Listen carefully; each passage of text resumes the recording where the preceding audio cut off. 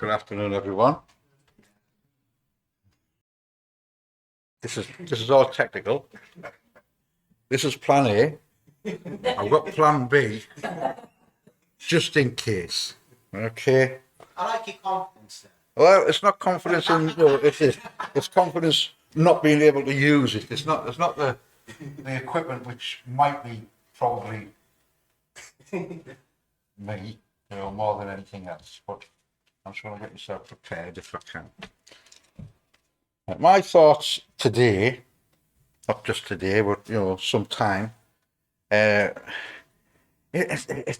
not negative, but it's always about God's anger, God's punishment, because it's never direct.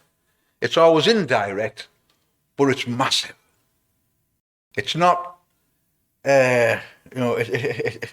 It's never a trivial thing. If God gets angry, it's going to be big. Mm-hmm. These thoughts, some weeks ago now, I started getting these thoughts, and I need to look into that. Get some examples of where God's anger was manifest globally.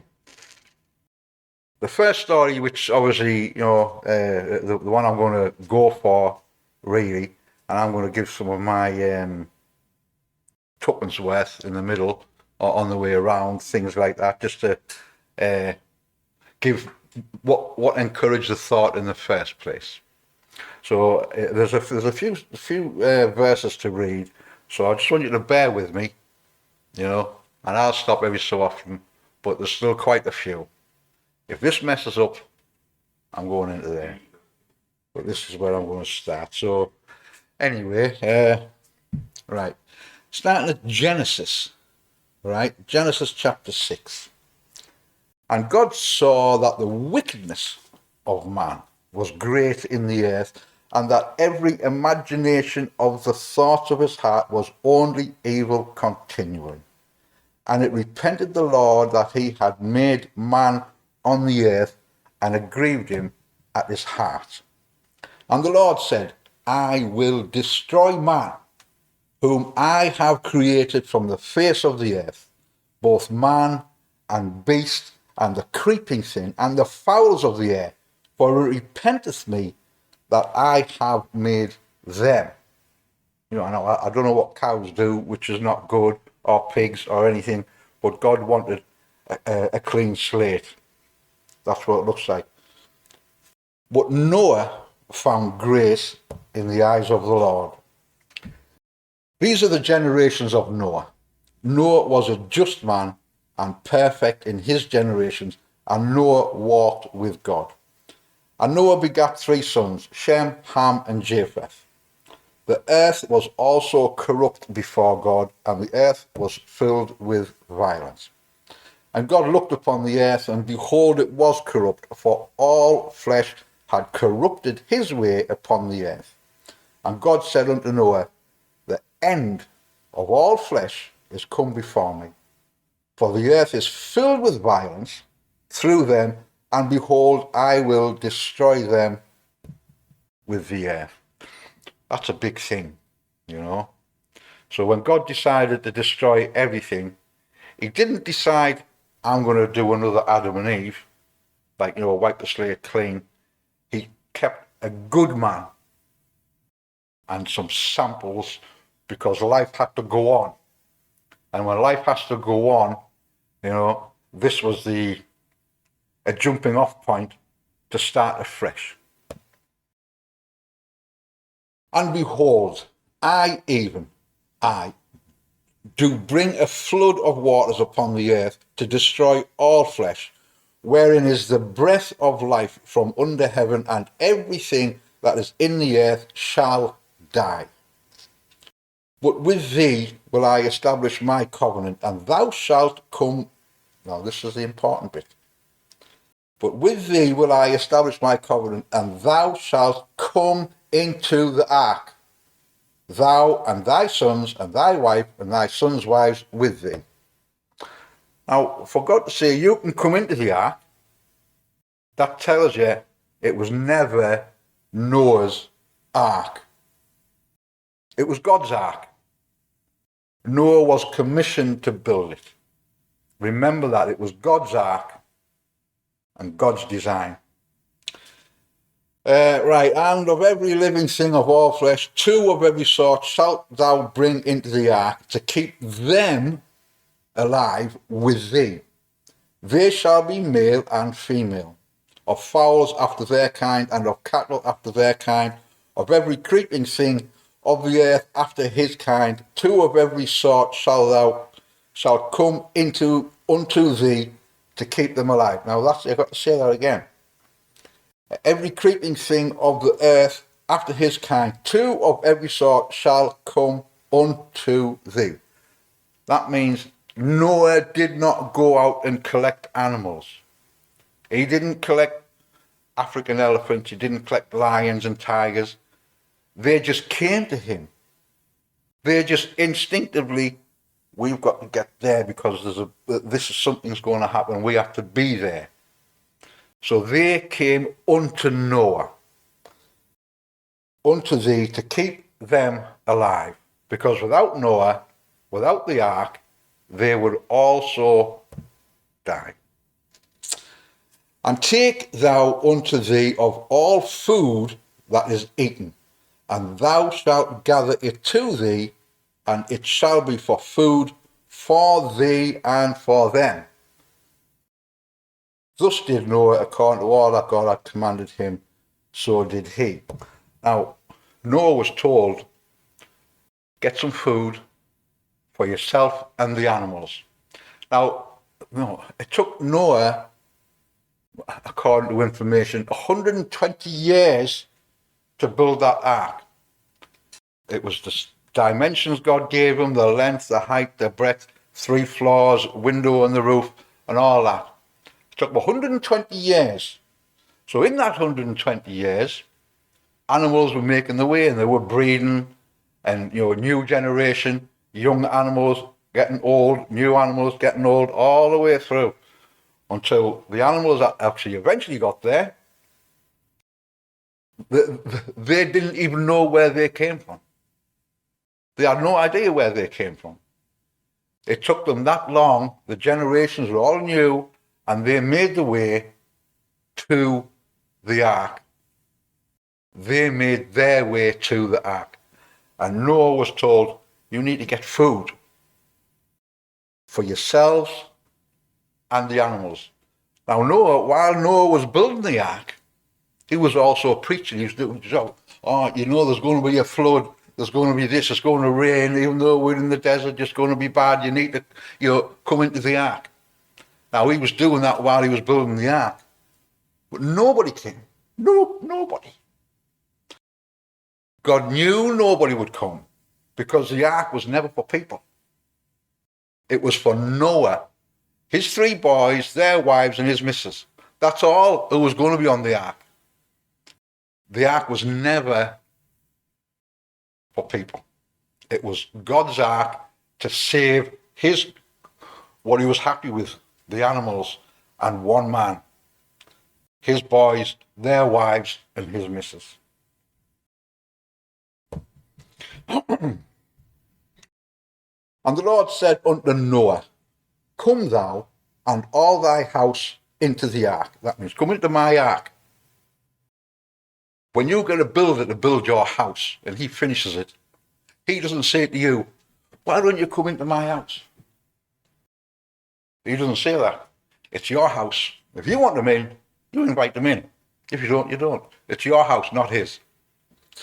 And the Lord said unto Noah, come thou and all thy house into the ark, for thee have I seen righteous before me in this generation. Of every clean beast thou shalt take to thee by 7s, the male and his female, and of beasts that are not clean, by 2, the male and his female. Of fowls also of the air by 7s, the male and his females, to keep seed alive upon the face of the earth. Because, when there's a flood, there's no trees, there's no land, so they would all die, because they do need to be on land occasionally.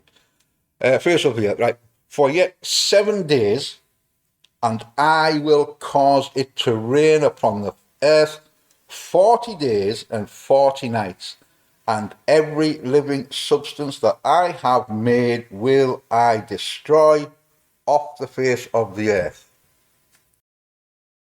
And Noah did according unto all that the Lord had commanded him. And Noah was 600 years old when the flood of waters was upon the earth. And Noah went in, and his sons, and his wife, and his sons' wives with him into the ark, because of the waters of the flood. Of clean beasts, and of beasts that are not clean, and of fowls, and of everything that creepeth upon the earth, there went in two and two unto Noah into the ark, the male and the female, as God had commanded Noah. And it came to pass after 7 days, that the waters of the flood were upon the earth.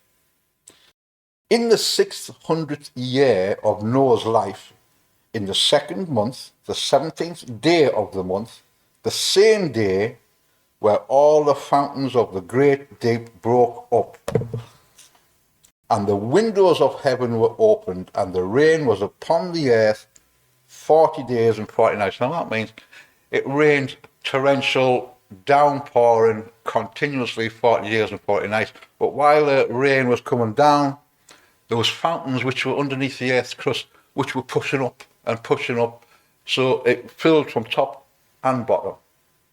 So in 40 days, we've had rains for 20 days, and my house didn't go, my house wasn't flooded. Rivers break the banks.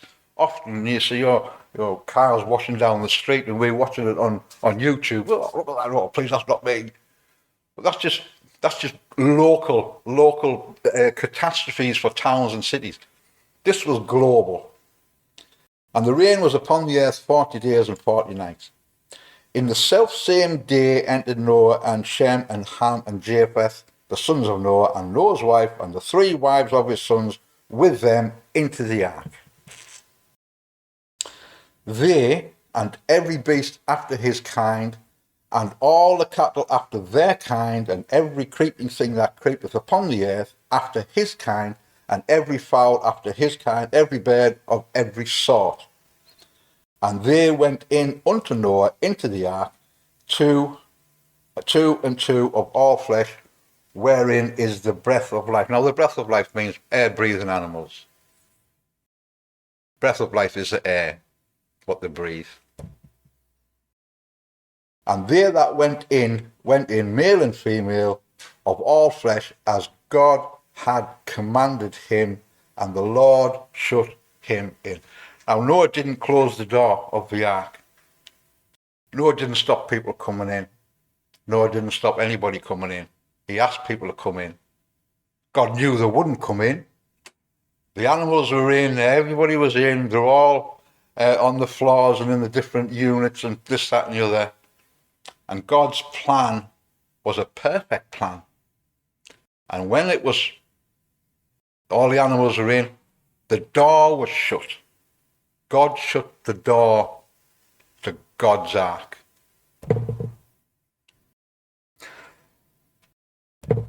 Right. And the waters prevailed exceedingly upon the earth, and all the high hills that were under the whole heaven were covered.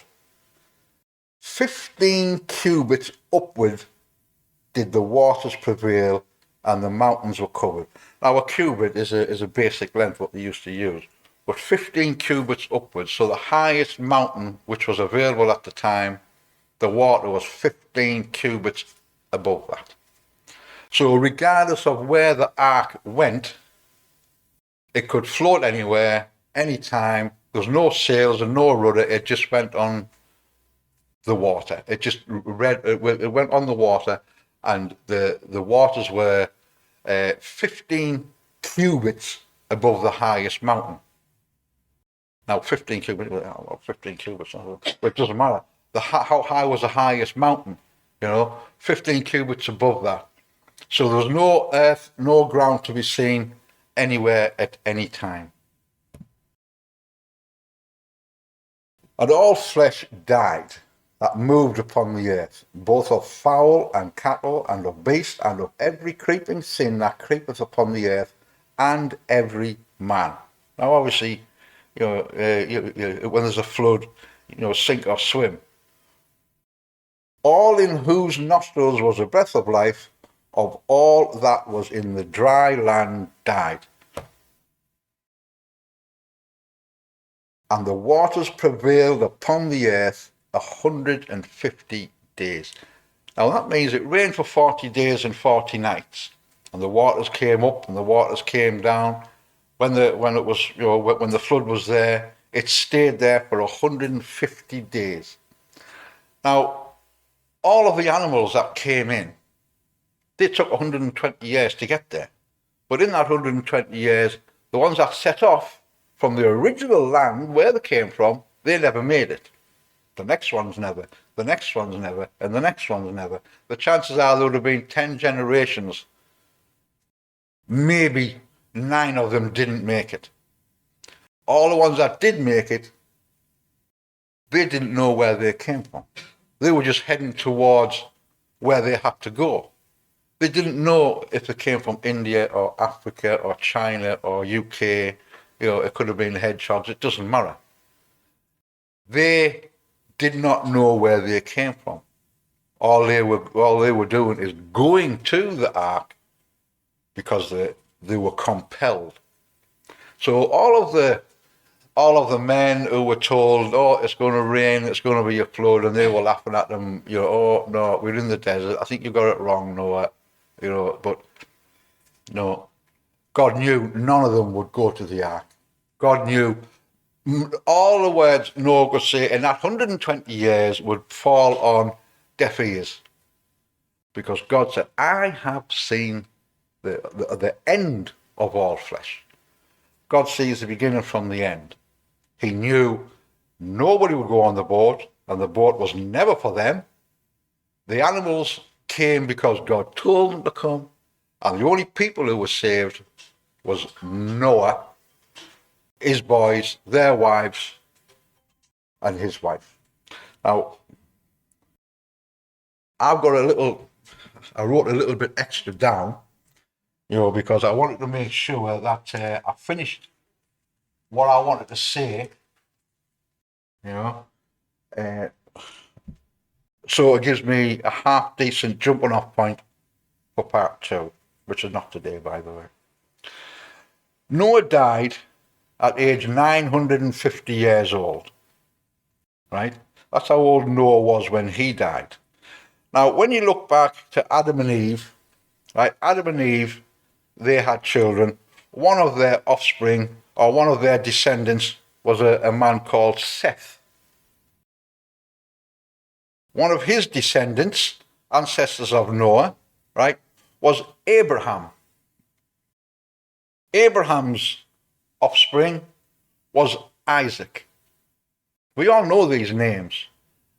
One of Isaac's offspring was Jacob. Now, we all know the name. Now, Jacob is the last name I'm going to say, because Jacob will be the first word I use next time. That's it for today. Thank you.